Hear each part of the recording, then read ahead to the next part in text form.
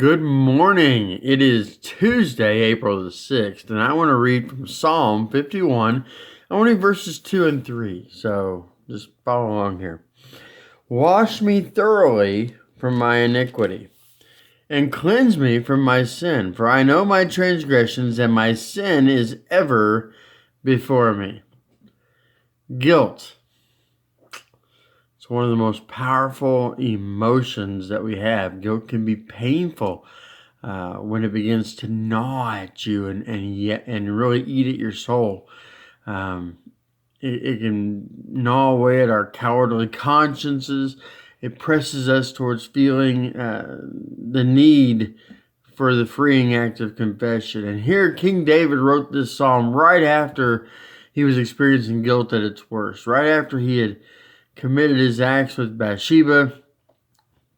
He was confused and confronted and pretty much taken down a peg by the prophet Nathan, who basically told him this great story of what had happened with this man and his animals.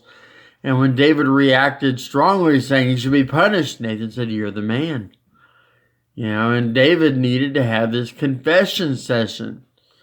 When we sin, folks, it's never in a vacuum, ever. We hurt both ourselves and we hurt others. And the greatest offense of our sin is actually against God. When we go against His will for us, when we disobey His commands, it grieves His loving heart. To deal with guilt in a way that pleases God, we first have to have our own confession session. We need to have a time of agreeing with the Lord that we have sinned. And then we need to ask for His forgiveness.